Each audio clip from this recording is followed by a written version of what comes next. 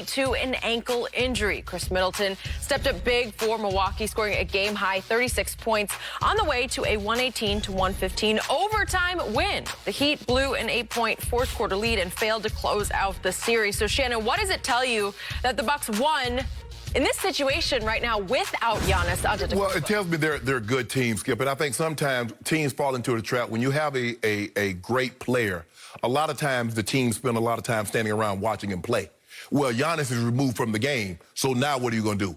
We're going to move the ball, and we're going to get some good shots. And I think also, Skip, the Heat took their foot off the gas.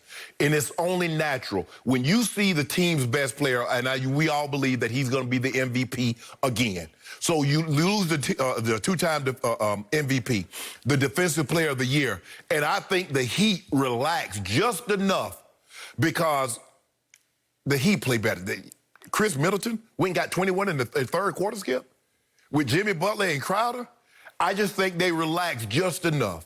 And the Bucks got just enough confidence.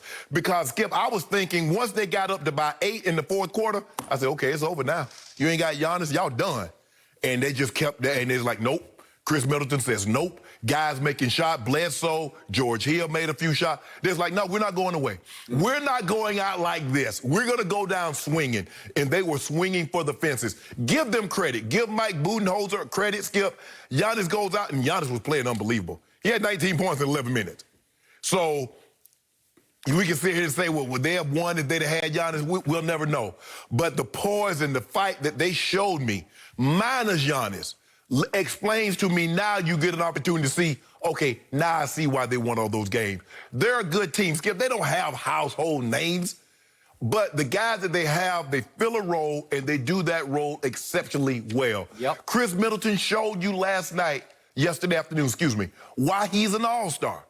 He went and got, it was him, because this game was going to get out of hand. If he doesn't get heat check in the third quarter and get that 21, Skip, it's over. It's over. He couldn't miss. They couldn't do anything with him.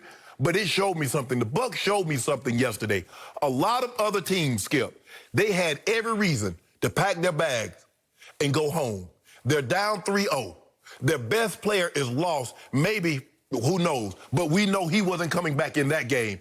And they stood and they fought and they lived to see another day. Now, I believe they're only going to live to see another day because I believe it's over in 5, Skip. But they showed me a lot yesterday. So I want to be very clear about what I'm about to say. I would never try to make the case that the Bucks in general, long-term, short-term, whatever, are better off without Giannis. Right.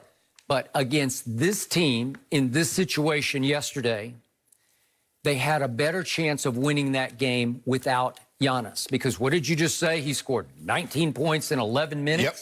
They were down a point because, as you just pointed out, they get so Giannis-centric against a defense that does make it very hard for him, especially as the game wears on. Right. He starts to wear out. They collapse more and more.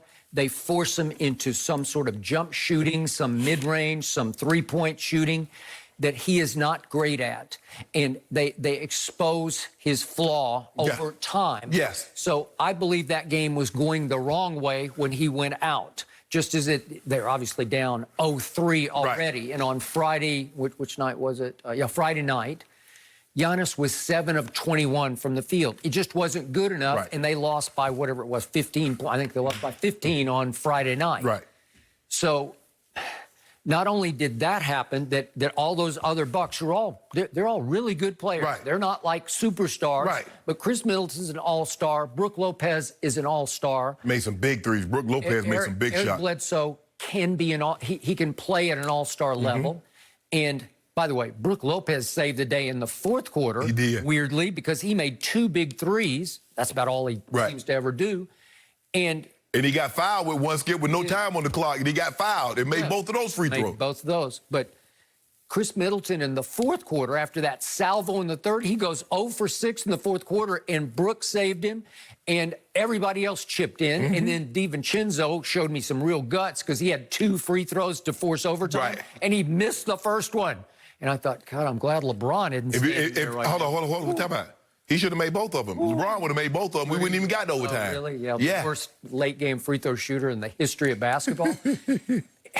DiVincenzo showed me something as still a young player to just say, give me the ball back. I got this. He didn't swish it, but he made it to force overtime. Correct. And then all of a sudden, Chris Middleton shifts back into high gear, and here he comes and scores 9 in overtime, and that's it. And he takes all their shots. All the shots, okay, after 0 for 6 in the fourth quarter. It was a guts game. It was a heart game for what was left of the Bucks without Giannis. And then I'm going to disagree because Jimmy Butler, who I have great respect for, said after the game, we relaxed after Giannis went out, and you just used the word relaxed. I didn't think that was what was going on.